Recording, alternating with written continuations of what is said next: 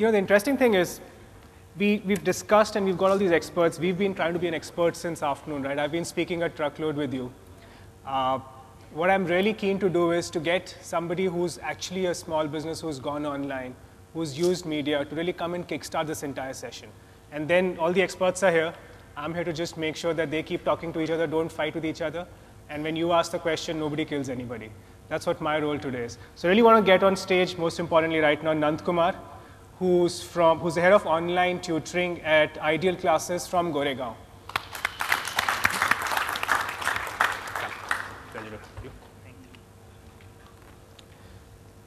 So I was having a chat with Nand Kumar earlier, and he mentioned that they've been using online for some time now.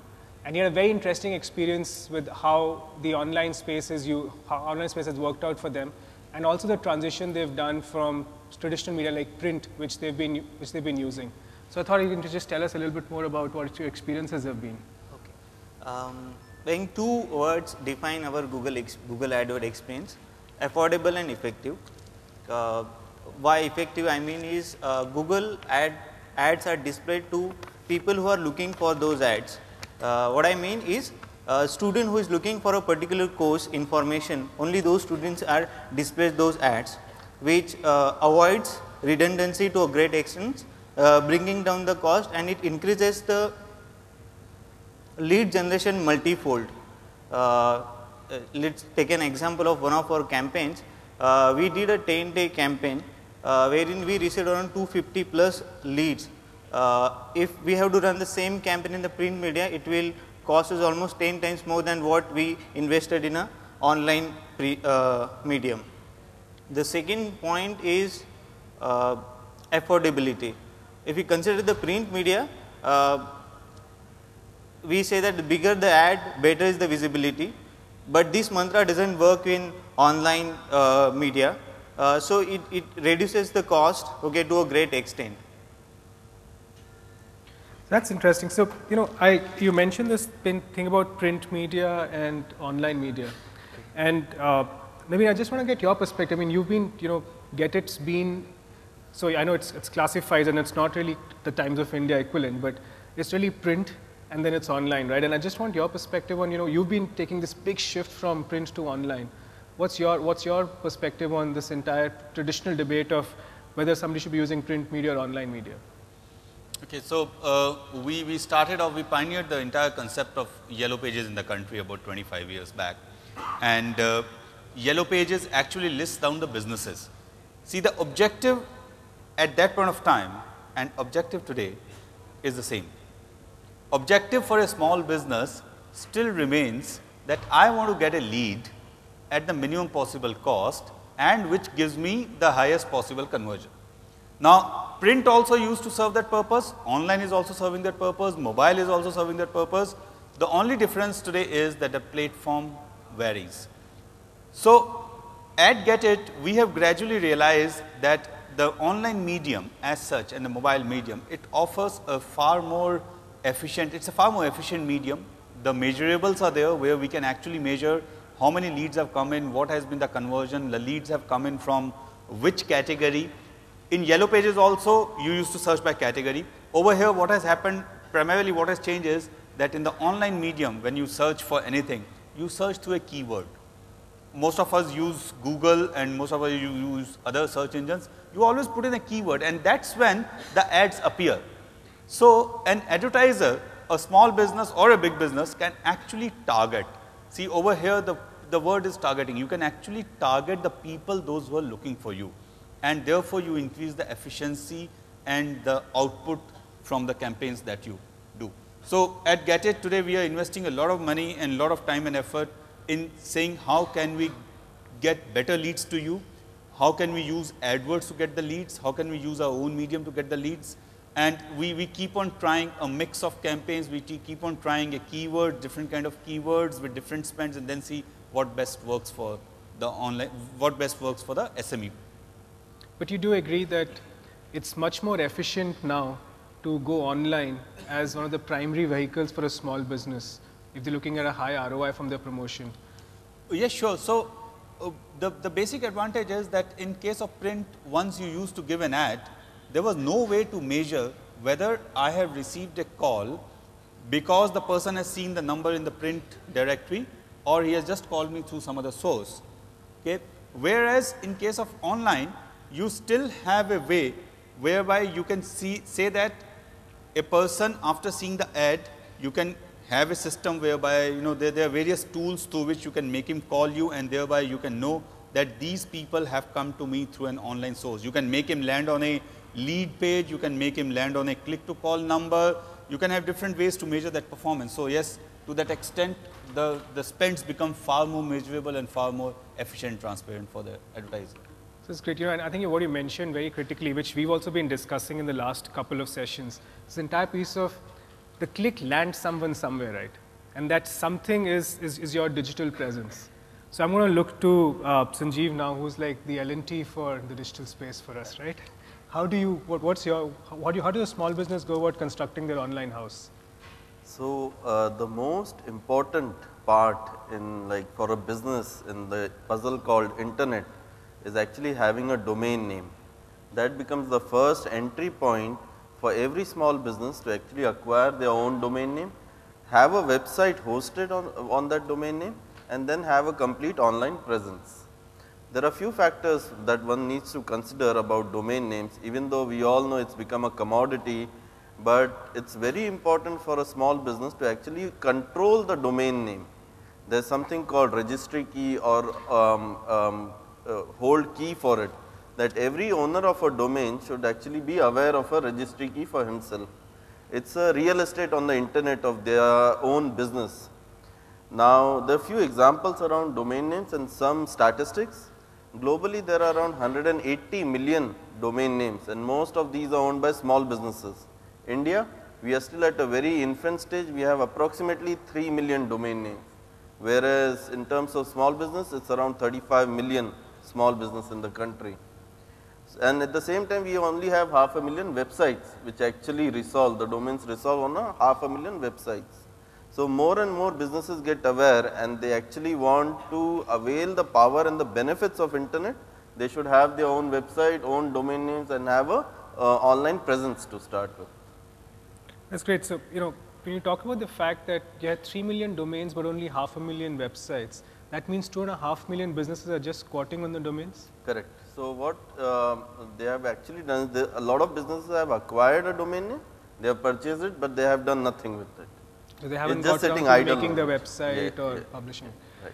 Yeah, that also, what are the issues that one can face in website building? You were telling me a little earlier in the day. As Sanjeev said, for a website we need to have a domain. But when we start a campaign, we should have a very good landing page, So, we need to understand the page layout, there's something called page layout algorithm. So, suppose if you have a laptop, you see only the top. So, your content should be on the top, in the right content, so that user has a very good experience, So, you need to have the right, you need to have a form, then click to call, then user can come to your place and send leads to you. So, the layout has to be very good, So, whenever and training people, they come to us and say, I want a site which would have lots of graphics and all, And as everybody, it's if you have a website and user comes to a site, he doesn't have so much of time to browse each and everything. So, navigation is a very, very important part of it, So, you should have the right content, right information, and click to call, so that somebody sees your information and they should send an inquiry to it. So, you should have a content plus the design, the layout has to be very, very correct in order to get a better ROI of your campaign. So, this I agree. I think we at Google we sort of epitomize that, right? Our web page, our home page has nothing which moves on it. Exactly. Yeah. It's a completely blank page with just one word on it in a box. So I think I think that's the most targeted form of getting a lead in. So your query, there's just one place, one thing you can do, just put a query in. Yeah, that's all. You should not, ask them to go to another pages for any other information, So if you have a page, you have a campaign, you should have particularly specific page for that campaign. So you get more ROI from that, So which actually gets me also to a very interesting question, right? When you talked about ROI and how people come there, you were mentioning earlier in the day about the various ways that AdWords can be used, and how one can make sure that you get the best, most optimized experience over there. What are the 5 key things that you would ask somebody that's a small business to look at?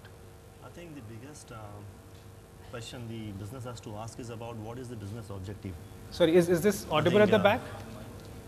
Can you check this mic, please? Hello. I think that's Is it audible? Yes. Okay. So I think the biggest question the brand has to ask is what is the objective? What are they trying to achieve through this digital activity? So the answers could be different. So for example, for certain clients, it's branding. For certain clients, it could be the leads. And usually with any business, it's the long-term objective and the short-term objective. And for any small business, the cash flow is very important. And that's where the Google AdWords are very effective. So, you have set up a business, you have a website, but now you want to get the business coming in. So AdWords plays a very critical role. And once they see the budgets coming in, or once they see the money coming in, of course, they can extend their activities to different avenues like SEO, even social media. And then they can experiment and see what exactly is working out best for them. In terms of the efficiency of AdWords, there are different parameters in terms of CPC, CPL. There are different, that's cost per lead, cost per 1,000 impressions. How much does it cost to acquire a new client? So there are different parameters, and I would say, it would just ultimately boil down to what exactly are your business objectives. So I'm going to come back to you. This entire CPC, CPM, I think a lot of times when I meet somebody who's new to digital, they sort of get a little lost in all the C's that digital presents. Can you just help everybody just come to a common knowledge on what each one of these are? So we have all heard these terms called CPM, CPC, CPL, CPA. Okay. Now, it is something which is akin to a shop that I open. Many of us, I'm sure, would be having some kind of a physical presence over here. Now, when you open up a shop, what do? The first thing that you would like to do is put up a board over there which says, I am XYZ store in a big this thing, so that it is visible to people. Now, this is something which is, you still do it. Now, by seeing the board, you don't get a sale, right? But we still spend money on a branding here and there and direct people to that shop. And that is exactly what CPM does. CPM is nothing but we call it cost per mille, which is cost per 1,000 impressions. So that means if I show my name 1,000 times and I'm going to pay a certain amount on various sites. What is critical is that you have to see where do you show this name, to what kind of an audience, what kind of site. Now, if you want to show this name on sites like, NDTV, India Today, Hindustan Times, Times of India, or you want to show this name on very, very specific sites like Carwale or anything which is specific to food, where is the relevant audience? So that is CPM, which is like I have put up the board now. CPL is cost per lead. Lead could be somebody, or cost per CPC is cost per click. Somebody who actually walks into your shop, you still entertain him. Okay, you still let him do a window shopping, he may or may not still buy. So CPC is you are letting somebody coming on a click to your shop. CPL is somebody is leaving a name and number behind and saying, yes, I'm definitely interested and I want to buy it. Now let's get into some kind of a negotiation. I want to know more about it. You still entertain him. CPA is you actually acquire a customer and take the money from him. So when you actually compare it with the physical world, all these terms get demystified, but all of them are important. So you don't, you don't let anybody who doesn't want to buy from him, you won't tell him that please don't enter my shop. You still spend money on the branding. So I think in the stages of the businesses, everything has its own place. What is more critical to understand is that what exactly is your immediate business objective? Do you want people to know about your store more and more, or do you want straight away some leads into your system and then say, okay, then I'll put up a board outside? So that's how you demystify CPL, CPC, CPM, and accordingly start allocating budgets as you move or grow in your business. Yeah, that's a very interesting point. If you were to look at businesses per se, I mean, do you think there are certain types of businesses which are more oriented towards display communication versus, like a CPM versus a CPC? Do you think can you categorize businesses that way? Yeah, basically, when the client come to us, that they say, I want to generate leads. So if they are going for lead generation, they should always go for search display networks, search networks, text ads. And somebody is going for brand promotion, when they want to promote the brand. So they should go for display network, because you have display network, you have your banner ads, displaying in all your, maybe your competitor sites as well, where they are, where Google has their content delivery networks within that. So you can display your ads in each and every place, so people will come to know about your brand. So when you are going for brand promotion, you should always go for display network. But if you are looking for leads, then I would always suggest for text ads.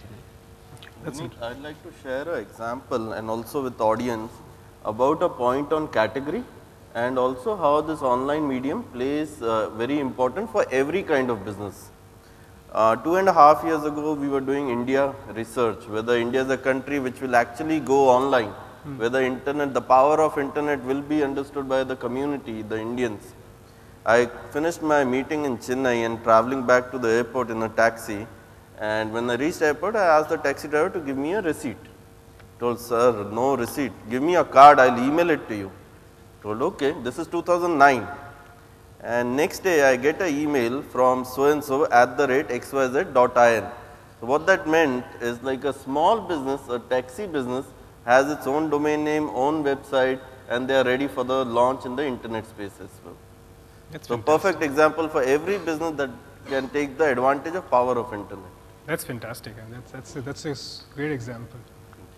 So, but coming back to the entire space of internet and its usefulness, we're also seeing that because India typically leaps technology generations, right? For example, paging was never a big deal in India, and yet it's lasted like 8 to 10 years in the US. Similarly, we seem to be taking a leap on the internet to mobile. Correct. Absolutely. Do you see when you look at all the sites that are being hosted by you and stuff? Do you see mobile versus PC? Do you see any trends emerging there which could be useful for a small business? This is a perfect comment, like the leap. So internet in India is expected to go miles and miles on the networks of mobile. It could be with 3G, 4G coming up, Wi-Fi, and the projected numbers, the growth in domains itself is expected to be 5 times in 3 years' time. So 16 million domains is expected by the year 2016. So more and more businesses will be online. And from a web design perspective, mobile versus PC, how does a small business take a call? What they should do? See, basically it depends on the target audience.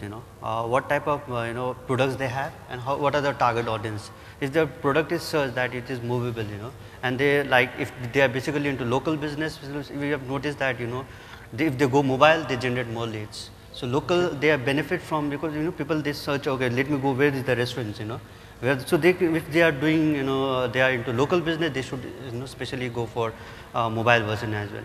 And adding to this domain part, clients comes to us and say that what kind of domain we should go for, whether it should be a keyword specific domain or it should be a brand name. So this is always a fight, okay? So because usually people they feel that we should have a domain, we should have where this should be a keyword, because the products they deal in.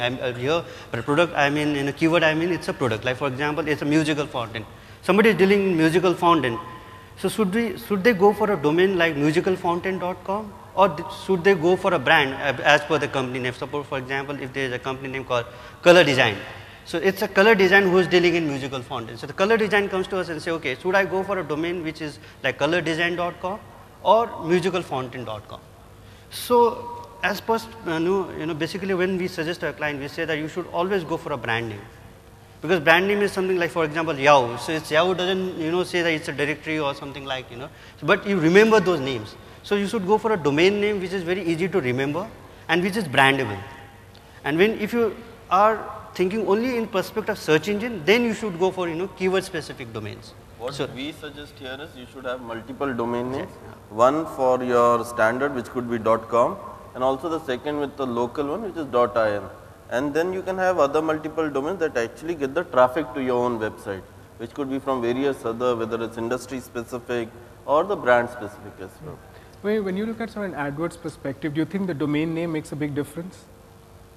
That's a very good question. When you are doing AdWords, as I said, it's predominantly to get the business out there. So there are few brands, which are established, which has a good presence in the market. So if I am, if we are running Google AdWords for that kind of brand, we would rather capitalize on that brand value. So it makes more sense to have the complete, ad spends focused on the brand. And if it's a relatively new brand, for example, there are strategies which we have to think of. So we would come up with multiple domain names, as you rightly said, because to build traffic as well and to build relevancy. So the answer to that question is, of course, Google AdWords would, if it's an established brand, then of course Google AdWords has to be focused on the brand itself. And if it's a new brand, relatively new, probably we could have multiple domain names. You were saying something. I mean, also from a print perspective, right? I mean, you have thousands of business listings. You must have seen them going from just like 2 columns per meter in print to suddenly having an online presence. How does that shift, right? And again, this big difference of how do I name my business online? What's my address? What's my calling card? So the first key to be starting online is not necessarily that you have to open up a website on the day one. Okay, what is very, very critical is that are you present on the web? Now, presence on the web doesn't necessarily mean that you need to own a website. So I'm not saying that website is not at all critical. It's very, very critical. But what is important is, are you searchable on the web? So, and that is quite possible by listing yourself just to start with. Now, this is in the very initial days of the business, and probably you can continue later on as well, is to list with the search engines or the directory services, the listing services like Trade India, Get It, or there are many of them out there, so that when the customer searches for that particular keyword, you come right on the top in the SEO as well, because all the search directories, online search directories, are there also continuously doing the SEO on the pages. So, for example, if Ideal Classes, what he represents, was to be searched as tuition classes in, say, Goregaon, then naturally they will come up in the search results. But coming back to the domain name, gradually as you start doing that, you will realize that what is the name that people like the most. So some kind of an initial research needs to be done. Sometimes it is a gut feeling. Sometimes you can, try with 1 or 2 names and then decide that these are names that I want to book. But having said that, it would be good and prudent to book all the names you think that you are likely to use in future now, because once your business starts getting a little popular, there are people watching you all around, and they will then try to book the similar names as yours and block you from taking that particular, either that extension or a similar sounding brand name. So you have to think a little medium to long term while booking the names, and do that decision in the beginning itself. The decision doesn't really cost too much. It's a very small amount to book a name even for 10 years. Yeah, I would agree. There are a lot of, till 6 months ago, I used to often face questions on why should my business go on Google+? I don't think there are enough people out there. And my point was, when did you first open your website? When did you open your first Facebook page? It's been 8 years for Facebook. It's been around 15 odd years before the internet really came in and became popular over here. And if you are coming, the later you come, the more expensive it is for you to get into and make a presence felt. And it's really about, as you very well put, it's like real estate. It's land grab. If you get to the outskirts of Bombay and get your plot right now, you might be able to afford it. In 10 years time, you have to spend a lot more money to just get that same place. Yes, we keep on hearing all such cases where brands pay millions of dollars to just correct one folly or one carelessness, which would have costed them at that point of time only rupees 300, 400 or 500. Today they are paying crores of rupees to get that name back. That's interesting. So, coming back, we come back to you. There's been enough this conversation on display versus text and stuff. In your experience, have you used both display versus text, or have you just only been on text till now? I think we have used both text and display. Right.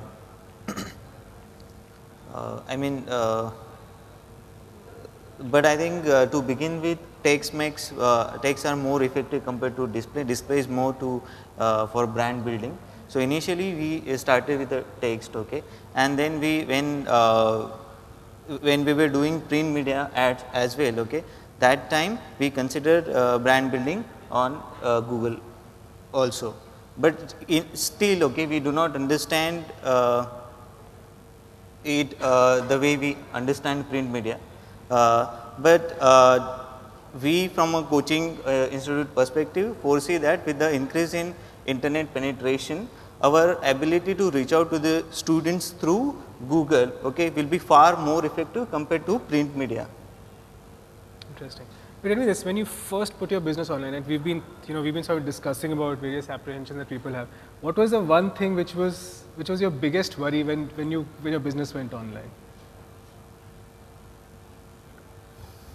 See, one thing you were like, oh God, this should not be happening.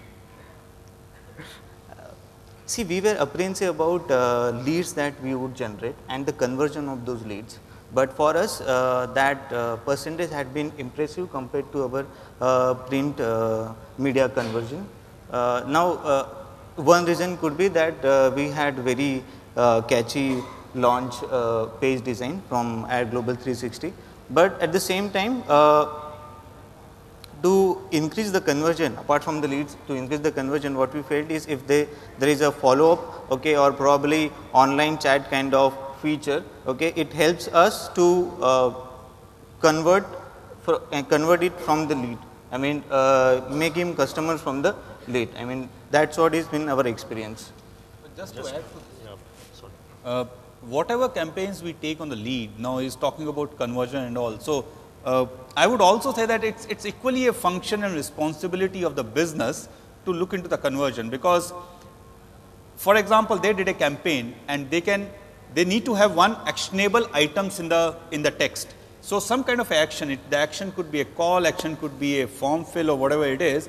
But at the end of the day, as much as the AdWord platform or any other platform is responsible for conversion or leads, you yourself are also responsible, because when we design campaigns, when we design listings, we have come across many customers, those who just give a number, and when somebody calls upon that number, the number is just ringing, or that number has changed, or somebody else is holding that number, or it's just switched off. Or there is a lead which goes online into the customer's mailbox, and for 2 days you haven't attended to the lead. Now, there are categories which are quite impulsive in nature. Now, if you do not attend to the lead, if I have got a need for a coaching class and I want to decide maybe today which coaching class to send my son in, and if you don't respond to me next 3, 4, 5 hours and I have to take a decision today, I'll probably move to somebody else. In fact, there are very interesting statistics which I was just going across, which I had come across in an article last week, that 70% of the people, those who search on the web through the PC or through the desktop or laptop, they take an action on the search. Action means some kind of a purchase, within 7 days. But 70% of the people, those who do the search on the mobile, take the action within 1 hour. Now, that's a huge difference. So, you have to be sure that if you are receiving the lead, you are attending and you are very, very attentive to the lead. Otherwise, you are equally responsible for a good or a bad conversion. Also coming back to the point of the display versus AdWords, I would say display is more like push marketing, whereas with AdWords it's more like pull marketing. So for example, if I'm typing in tuition classes in Goregaon, so I have a need. It could be for me or it could be for my relatives or my friends. So there is a strong need, and that's when I see an ad, then there's a conversion which is very likely to take place. Now with a display ad, probably I could be on some educational sites and I see a banner. So the message of the branding probably is the communication message is being sent across to the audience, but it does not necessarily generate a conversion. So that's where the main difference is between a display and an AdWord. And as you rightly said, we are living in an era where everyone is impatient. We need some answers at a very rapid pace. So if you are running an AdWord account, make sure that there's a good follow-up. There's an instant follow-up rather, because that would lead to conversions, because there are a lot of competitors out there who are also running AdWords. So if you are late in the pipeline, then of course there's someone else to capitalize on it.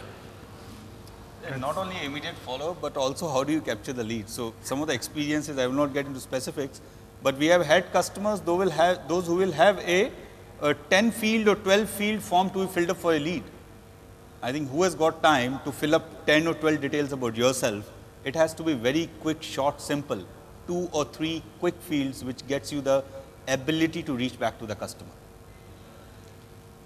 And just one more point I'd like to mention is regarding the calls. If you're running an AdWord account and there's a number which is displayed, and if there's no follow-up, of course, so we have this, we have devised a module which is the call tracking facility. So as soon as someone calls up that number, it gets routed through our servers, and you can know how many times the phone rang, what was the duration of the call, what was the response. So it's acting as a mini CRM for you as a business. So wherein you can track all your spends, you can track the calls. It becomes easier as a process to maintain. So for example, if you're getting 20 calls in a day, it becomes a very messy thing to handle. So that's the reason we have devised this call tracking facility, which helps a lot of SMEs to manage their leads. That's interesting. So you're basically taking the entire, pain of tracking what's happening, the entire response. You've just taken that completely and put it into a dash. True. That's right. Phone masking, So if somebody calls to that virtual number, it redirects to the actual number which is in the back end. And if it's somebody you are not responding to that, SMS goes to the caller, who has called it. This somebody, you are calling this number, and it goes to the user as well. So it goes to user as well as the client. So they can interact afterwards. So the phone masking is there. So it becomes very easy to track the calls on phone. Because this is something online business has been it's challenging. Because some advertisers comes to us and say, okay, see, I'm not getting ROI from your advertisement which you have given. But we know that there's getting as number of page views as number of clicks on that page, but they are not getting leads, So maybe they have called, because when you go to the contact us, when we see the analytics, we see that on contact us page there were 1,000 people who have visited contact us, but only 5 people have sent inquiries. The conversion is only 5, Right. So maybe the possibility is that they might have called. So here this phone masking, the one he's talking about, will help him to track how many people have come to that. No, incidentally, we have started that even in the print ads. Okay. So all those earlier problems of that I don't know how many calls have come to the print ads. We have now actually started giving this unique number. Yeah. So we exactly know that how many calls have come in after seeing the print ad also. So even the print ads are becoming trackable now. So ROI is making sure the technology works, right? So I think we've had some very interesting conversations on what sort of domain to have, what sort of website to have, how AdWords can help, display versus branding. What I really want to do is just want to open the floor up and have questions from all of you, because you've got a bunch of experts over here you very rarely get at one place. So whatever questions you have, anything that you want to sort of know more, any viewpoints you have which you want to just sort of debate with an expert in the field, this is the time for it. So just go ahead and fire away. You should get one of the most prolific questionnaires cup of the day. Okay, well. I should make sure you should get one. Where is our MC? Go ahead, sorry, while he figures the cup out. We had a wonderful discussion about the domain names and the different kind of variations we can have. So I have a question around them. While I was searching for certain domains on some popular domain registry sites, I've noticed that they log our search queries. And it so happened that we were searching for a particular domain name. Three of our team members were searching for it, and just in that moment, the domain got reserved by someone else. Is it possible that the domain registry website itself did it?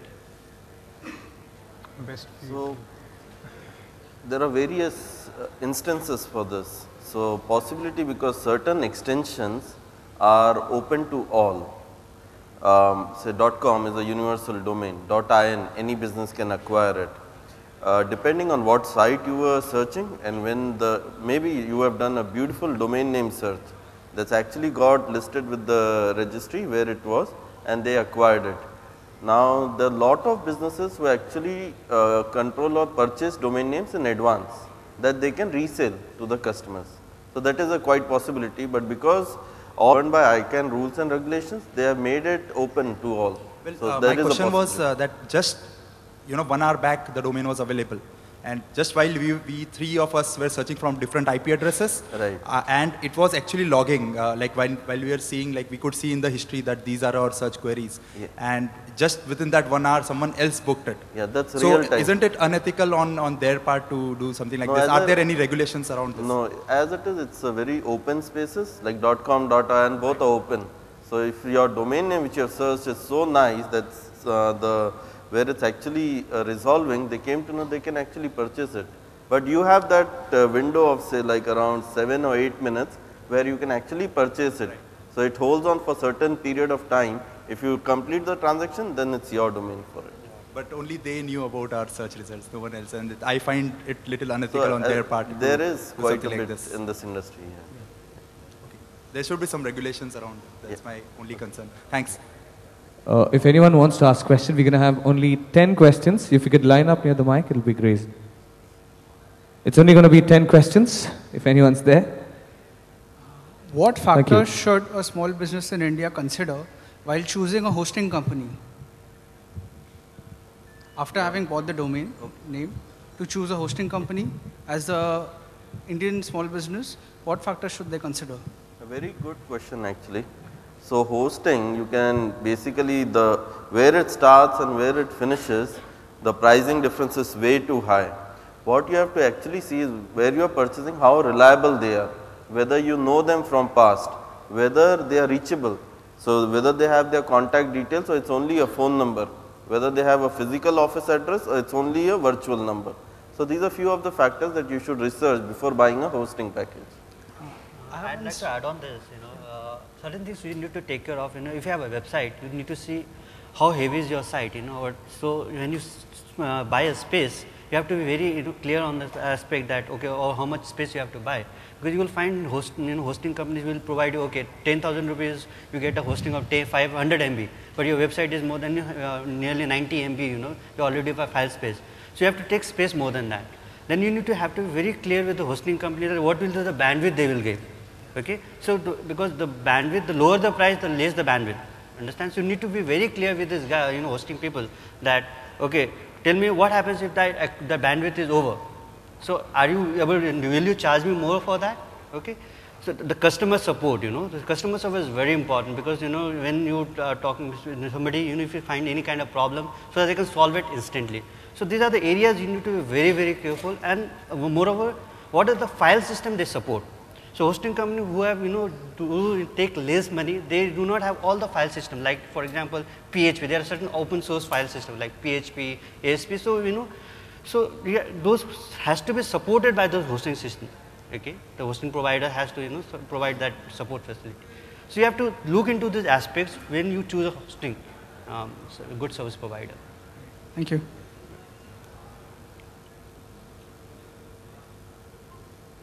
My question is based on the lines of what Sunil had said in the morning, mobile first. So for a small medium business, does it make sense to go mobile first, and if it is not, based on your response? And the second question is that does Google have any options for, like sites.google.com provides platform for creating websites, and even the Get India Business Online that you said, do you have any platform which gives us to create websites customized for mobile, which would be lesser Google intense? has a platform. Google has a platform that is called How2Gomo. You go to howtogomo.com and you just enter if you have a physical website, you just enter there. You can make an application, so online website from there, and you can redirect that to a domain. Like for example, you have your own domain, that domain.com. So you can make a subdomain, m.domain.com, and you can just generate that from go to howtogomo.com, and you can just make a mobile application, redirect that URL to this page, m.domain.com. So that's the application which Google has. You can use it. Sorry, Sanjeev had to run because you had a flight to catch. You also asked about whether a small business should go mobile first or PC first. Do you have a view on that? So it would depend on who your audience is. So if the audience is youth, if they're young, then of course they are very net savvy, they are very mobile savvy as well. And then in that case, it makes sense to have a mobile presence. And of course, again, having a mobile presence, I would say the first step is to have a website. Because when someone is searching from mobile, their needs are different as someone who's searching on a laptop.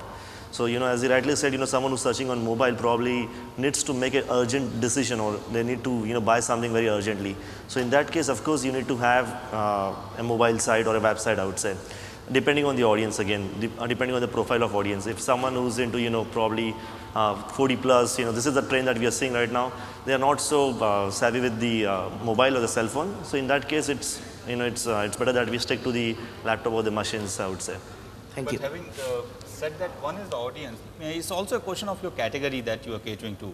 For example, your category is where the lead time between thinking and taking a decision is quite long. Mobile can still wait a bit. No, I'm not saying it's not important, it's quite important. But it's a category where it's impulsive category. For example, food, restaurant, movies, theaters and all those things. mobile becomes very, very important. I think you need to have right from the day one mobile strategy also into place along with your web strategy. I would just give you 12 months. After 12 months, you can't be asking this question. You'll need to have both. And does Google Analytics helps you track the mobile presence as well? Yeah, it does. Yeah, thank you. Good evening, panelists. I would like to ask you a very specific question actually. So we are a startup who's already built up one brand and we're trying to build another brand, and we have registered all the domain names, we've already gotten a hosting server and everything is set up. But I would like to ask you whether you could suggest a good strategy to build on the existing brand name that we have, you know, as to help with the branding and promotion of the new brand that we are coming up with.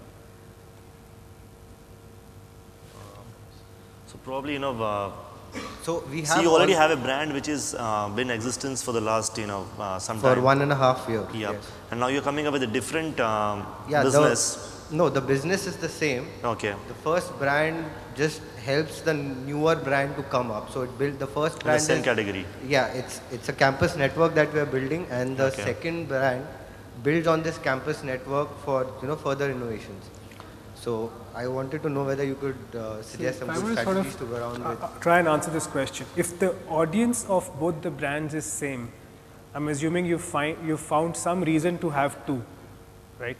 If the audience is different, then I don't know how the first brand, you know, if the first brand is focused towards women, the second brand is focused towards men, you basically want to get the traffic that you already have on one and the following to the other. That's going to be challenging. But if you're really looking at a very similar audience, then there are ways of actually leveraging the traffic that you have on the first one to the others, which could be as simple cross links, could be just the mentions of that second brand on your first brand. Right. Are you looking at something beyond that? Right. So we have the first brand which targets students and academia, and the second brand targets students as well as industry. So we want the traffic that goes to our academic website to go as well to the new brand that we're building as well. So what is a good way to go about this? Because in this case, you can do interlinking between your sites, you know. So right. interlinking is something which you can do. So we are already have a lot of links that, you know, redirect to the new brand that we're building. But is there like a better way to go about it? Like, say, what is a better way? Having subdomains or having a new brand name altogether, or having a company it's better name to have and then two different names, you know, two different names, and to target if you have various domains, you should target with those various domains in different keywords. So that will drive traffic to a particular site, you know. So you have to target keywords as per the domains. So that will bring you more, you know, generate more traffic to your site. So this is how you have to do it. If you target the same keyword with all the 100 domains, so Google, if you search a particular keyword, it will not show up all your 10, you know, to 100 domains in the first page. It's not possible. So you target each and every domain with a different keywords. So related keywords, I mean, you know, can related keywords, which is possible with your industry. So it will, from different keywords, your, you know, traffic will come to your site, you know. So and you interlink all the sites within that. So this will help to generate more traffic. So the interlinking can be done from our really side nice. as well. Just we have a long line behind you. I don't want them to tire themselves. No, that's out. it. Thanks We're a all lot. around afterwards. Just have a face-to-face chat with someone. Sure. And, Thanks a lot. Thanks a lot. Good evening. You guys just discussed about grabbing as much domain estate as possible to, you know, kind of cover your interest as far as your brand is concerned and on those lines. My question is with ICANN coming out with a host of extensions, you know, how far do you go in that? I mean, when .mobi was launched, there was, again, as you said, a huge land rush. How many .mobi sites do you find now? I mean, you know, invariably a site would come up with a mobile version which says m.xyz.com, even though they own an xyz.mobi and not have an xyz.com and an xyz.mobi.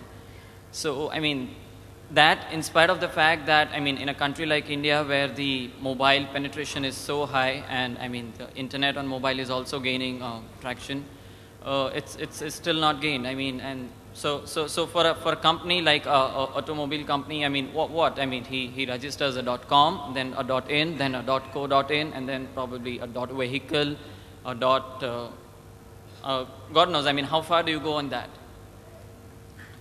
do you want to address that multi-domain question? Okay. So what happens is that ultimately whenever you have a site, invariably what happens is the extension, what is known as TLD, becomes a part of your brand. Okay. Now you can have a .mobi and .com separately, nothing prevents you, and that was the initial intention. But from the branding point of view, purely from the marketing point of view, if you have something like m.abc.com and abc.com, so the remembrance and the recall becomes far higher, and that is what drives businesses not to really pursue two separate brand names. Otherwise, at every place, I'll have to say abc.mobi and abc.com. Exactly. So, I mean, in that case, a .mobi becomes redundant. So does your .in. So does your because you're not going to have multiple sites with your brand name with multiple extensions, right? You're not going to have your xyz.com and xyz.in or whatever. You're not going to have your brand name with these extensions and have them linked to a separate page on your core site, which is a .com again, because I mean .com has the highest. I mean, if I know your site and if I were to just randomly go and type in, the first thing I will do is yoursite.com, right? I'm not going to go and do yoursite.in or .co.in or whatever. You can always redirect these domains to a particular domain. For example, if you want to promote .com, you can have .in, .net, .org, whatever you have, and you can always redirect it to .com. You know, I have a slightly different view on some of this. Unless until you are a very large consumer brand in the offline space, or you plan to be a fairly large online brand, people will not necessarily remember any HTTPs, any wwws, any .in, .mobi, even .coms. .com is a habit, so they might do it. But how, right? Then you really have to take a call on whether you should own the category of anybody searching for wheels versus GuptaWheels.com, .in, .mobi, .xyz. But if you think your brand's going to be important in the long run for you, and at a large scale, and there is a risk that you have of somebody else occupying another brand and taking away your customer base, then go ahead and invest that $6, $3 a year, whatever it takes to buy the other domain. It's basically a risk. It's like going to a CA, right? You might not be doing anything wrong in taxation, but you do go to him. It's a risk assessment at the end of the day. So if you think somebody else can come, take that domain and it can create a business risk for you, then you should take the other one. Thanks. Hi, good evening. The thing I wanted to ask was actually fine. It's really great that we have Get India online and all these solutions to get SMBs started in the online space. But what next? Because for example, you have AWS and other such flexible hosting services where rather than traditional hosting where you pay for bandwidth, here you just pay for your hosting and it scales. Today if I have 1 request per month, tomorrow if I have 10,000 per day, it automatically scales because Amazon or Google or someone is providing the backend. But SMBs are not going to be familiar with something like that because that's going to be very complex from their point of view. So how would you suggest SMBs go about this? Because say Flipkart is something small today, which it was a year or two ago. Then it suddenly exploded in popularity. Fortunately, Flipkart had enough backing. What if tomorrow some local grocer explodes in popularity? What does he do? His site goes down. It's a very good question. First, I think it'll be a fantastic thing for the local grocer. I'm sure he must have done something really nice to be in that space. But I think the point really is you have to see what's your core business. A local grocer going online will not suddenly generally get a hit rate of such a hit rate that the site will go down. Okay, that was probably a bad example. Take any example. If your business is online, then you should not be starting off with such a basic tool like a Get India Business Online. Then you should be rethink. Then I would suggest you rethink your business fundamental a little. If your business is all about, you can't put up a 1.5 feet door in a shop, right? If you expect lots of customers. I mean, you guys are all standing in a queue right now. It's fine if you expect customers to walk in a queue, put a 1.5 feet door. But if you really want customers to walk in, you'll put like a 6 feet door. It's the same thinking, and you do that thinking when you're designing and putting up your shop. I don't know what's your viewpoint on that. Basically, when you are going online, it's like it's a Salesforce. You have a website, and everybody can see about your services. They can take your time, and they can take decisions on buying. So if somebody is so basically all this B2Bs and all, what it gives you an exposure. and it makes you exposure and gives you exposure not only on their website but on search engines also, you know. So your business becomes more popular. So a small business can become, and it not only people from India will come to know you, and especially not only from your city, but everybody will know about your business. So the opportunity of your business becoming more bigger now is increases, you know. So this is how online presence will help you. But let me just add to this. I'm not really sure what your business is, but as a small business, what is your priority? Your priority is to run your business or to get into the nitty-gritties of the website. So the point that I'm trying to make is that how much bandwidth will it have, will it scale up, which will not scale up, what does it support, it doesn't support, you leave it to some of the companies like us. So that's exactly my point. The small business will not think about the fact that he might need scale later on. Right now all he's thinking about is getting online. Right, not so thinking about scale. that is the advice in the consultancy, depending on what your needs are. Any one of the expert companies which is there in the field will give you that and will manage that entire service. So a small business really need not get into the details of too much. I think there has to be a line between how much time do you focus on these things and how much time do you want to focus on your core business. You know, and also sort of, I'll just come back. I think from where, I'm just trying to understand your question again, because it seems you haven't really answered it really well for you. When you look at the Get India Business online program, who is it meant for? It's meant for small, largely offline businesses or professionals and service providers who don't really have an online presence today. And it's for them to have an online presence so that customers who are not walking by the road where they, or in the district where the newspaper pamphlets are going, can also discover them and can be a business for them. It is not meant for a business which is deciding to be an internet business. I see scalability issues, etc. arising for an internet business. If you are being an internet business, then I would expect you to know much more than get into a base level program at Get India Business Online. If you're not, then you're risking your money literally. So that's how I would sort of ask you to look at it. The final part of the question I would like to ask is, this is not limited to SMBs, this is just related to businesses in general. While this is fine because this is just traditional advertising that has been going on for years now, AdWords and AdSense and all this. But in the future, Google now and all this would be factoring heavily into, especially as mobile becomes a much larger field. Google now, Siri, all these things would come into play much more. So how do you think it would be possible for businesses to leverage this, be they small or large? That's an interesting question, and there's two parts to it. One is again mobile versus desktop presence, and the second is all about how does a Siri or a Google Now and stuff work. All recommendatory services are basically based on multiple signals. Those signals are of how often you visited, how relevant you are to what's being asked for, what's the recommendation rate on it. There are social signals there, but there are signals which are built into your web presence. So it's not just one thing. You need to have an understanding overall of all those signals and make sure that you're relevant. That's what the service attempts to provide. Again, coming back to the question of how about being mobile and not mobile, I think we tried to answer that question earlier about whether a business should go mobile or not go mobile. I was thinking more along the lines of something like, now we have SEO, something like, you know, mobile optimization, or, you know, Google Now optimization or something in the future. So Google Now builds on a base of what Google is. It doesn't build off a separate base. And we can have a discussion on Google Now separately. Yeah. Thank you, sir. Hello, sir. My question is not directly related to SMB, but it's something related to SEO.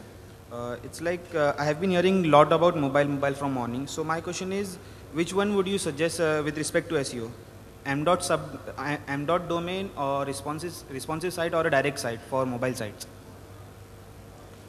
Not with respect to popularity and not with respect to the learning capability of other person. It's with respect to SEO. I think a part of your question was already answered, in terms of what extension should we have or rather the prefix should we have. So I think the answer is still the same, depending on, if it's a brand and the recall value that you would want to create. So you could go as per like that. I am asking related to SEO, not the recall value or popularity. If you for a mobile version, it is always suggested to go for m.domain.com. Okay. That will be because that will be easier for the users to remember. You have a website which say domain.com, and you have a mobile version that calls m.domain.com. Okay. So it's become easier for to differentiate both the versions. Okay. One more question. Sorry for pointing this out, and this is again not related to SMB. Matt Kurtz, the spam ad team, has been calling out that you should not display ads before content, but Google itself shows 4 to 5 ads before content. Have your say, sir? Sorry, I didn't understand that It's question. like Google search results, you have been displaying 3 to 4 ads before content, before the search results. So have your say on that? Because we bloggers have been, Matt Kurtz has said to us that you should not display ads before your content. So, but Google has been displaying that. So have your say on. So I think that's a question that I'll need to answer. I don't think even the panel will answer that question. You're welcome to, but I guess. So I don't think, see, whether there's 1 ad, 2 ads, 4 ads, right? I mean, the question is, a lot of times there are no ads, sometimes there are ads. The ads are always very relevant. You don't see an ad which is irrelevant ever, and it's clearly marked out as an ad. The other piece is when consumers come on Google, they're searching for something. Versus when they go to a blog, when they're attempting to read a specific piece of content, right? Okay. An ad before a content is exactly what an ad before content is in any world, whether it's cinema, whether it's TV. There is a level of intrusion that exists over there. Whereas in search results, if you notice, the ads that appear basically are answers. It's just that some people have said we are paying to make sure that our answer appears above the others. And that's how it is. There is a big difference between a disruptive ad to a content versus just another piece of content which is paid to be positioned there somewhere. And that's clearly marked out as paid content, so the user is not making a wrong choice if they choose to click on it. Okay. Thank you, sir. This, basically what Matt Gut has said that something above the fold, Suppose you open a laptop, you see content which is not relevant to the page, what you are searching. So the content has to be relevant. So in that case, they said that if you have an ad on top of the page, you will be penalized. No, because you don't have a relevant content on the top, and it will have a very bad user experience. No, but in GD and Google Display Network, only relevant ads are shown, right? Yeah, that's what he's talking about. Relevant ads are showing. In case of other pages, you don't have relevant ads on the top. Okay. And we can take the discussion more in detail separately. Sure. Thank you. This was supposed to be an SMB sort of session. Okay, sir, I have an SMB related question. Finally. Thank you. Say, sir, SMBs in small towns, okay, coming to SMBs in small town, where people are not really aware of online market as such. Okay, there are good businessmen who are doing good work, who are earning well, but they still don't get the concept of online marketing. For them, right now, having a website, I am from a really small town where I make websites for people. So, a very good initiative by you, Get India Online, would be helpful for me as well. So, for these people, once you've done the website, they're quite happy with it. They'll be happy if the website is good on display. But to make them understand the point of marketing through, say, AdWords or something else, they don't really agree. So my point is, I mean, it's more of a suggestion than a question. What is Google's plan of, awareness into this field? How do you think you can spread awareness about online marketing? How can you ask people to pay upfront for advertisements? You can make them understand. For them, it is like, if you've made a website, they'll go on Google, they'll search by the name of their company, and it shows them the result. So they're like, that's it. We are present on Google, and that is what they think. So there is still no awareness about, say, AdWords or AdSense. So is there? So I think I'd like to try and sure. answer that in 2 ways. One, to even have a conversation about advertising on the internet or marketing on the internet, you need to have a web presence, right? You can't have that conversation if you don't have a website or an online presence. I think the first step that we've taken towards that direction is to make sure that people have the capability of putting up a website in the easiest form, and that's the Jibo program that we've talked about. So the next step of how do you convince them to an average businessman, whether it's a small town or a large town and somebody who's not been exposed, I don't think the business person needs to understand AdWords and AdSense. They just need to understand, and once they understand the fact that there are customers online who might be looking for what they sell and they're not being found, they will automatically then figure out how they should be found. And I think that's a conversation, if you are the closest to them, it'll be the best conversation for you to have. We are happy to equip you with whatever material it takes at the back end. And I think our websites, our Engage program, etc., is targeted towards equipping you as somebody who's, I would say, internet proficient compared to the others, to have that conversation with them about what it takes, why they should be marketing online. But you have the most closest relationship, you're face to face with them. It's the best conversation for that you should have. So, but one person can reach, say, 5 businessmen at a time. And we hope to have 500 of you. All right, thank you. Thank you, sir. Thank you.